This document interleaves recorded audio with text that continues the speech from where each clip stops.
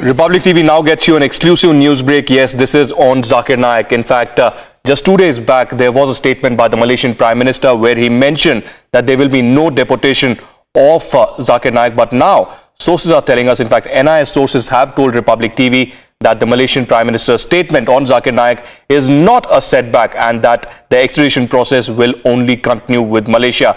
And the NIS sources say that the agency has also completed the process of getting a red corner notice issued against the hate monger and terror apologist Zakir Naik and are awaiting a response from the Interpol. Joining us on the phone line is our deputy editor Shravan Sen, who's breaking these crucial details. Shravan, it isn't a setback. That's what the NIS sources say.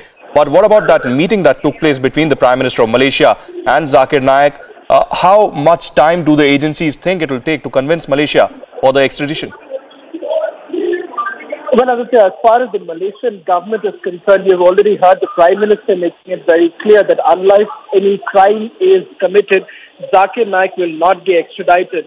In an exclusive interview with Zakir Naik's legal aid, what they're given to understand is that they are essentially citing what is commonly known as the MLAT.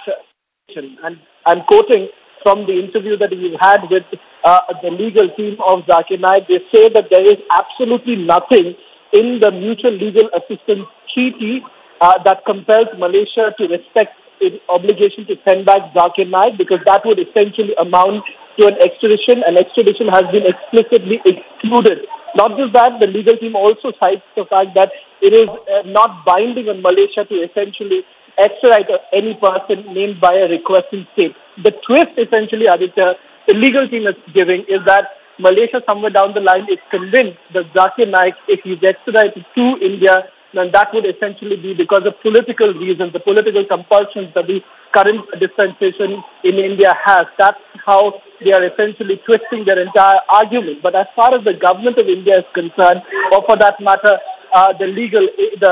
the probe agency in this case, that happens to be the National Investigation Agency, they're making one very simple point. They're saying that the extradition process will continue. This is certainly not a setback. And as far as India is concerned, India is going to project one very important point, that is that Zakir Naik is a global threat, and not just India, but several other South Asian countries have also raised their concerns as far as Zakir Naik's influence in the region is concerned. You're making an important point, Shravan, but what I also want to understand from you, since you've been tracking this story since the very beginning and getting us the exclusive inputs from Malaysia and from the agencies as well, what about the domestic politics of the current Prime Minister? We know that the current Prime Minister has just been sworn in, and he has made it absolutely clear in his very first press conference that, deportation is not going to happen, just like you mentioned, if he does not take law in his own hands or create some kind of domestic trouble. So there is some kind of a politics under play as well, because we know the current Prime Minister is much more radical than Nabi Razak, who was the previous Prime Minister. So that's the latest coming in. We will get Shravan, of course, through the bulletins, but that's the latest coming in. The Indian agencies are very sure that the extradition process will continue as of now, even as the Prime Minister of Malaysia has made it clear that the deportation as of now will not happen.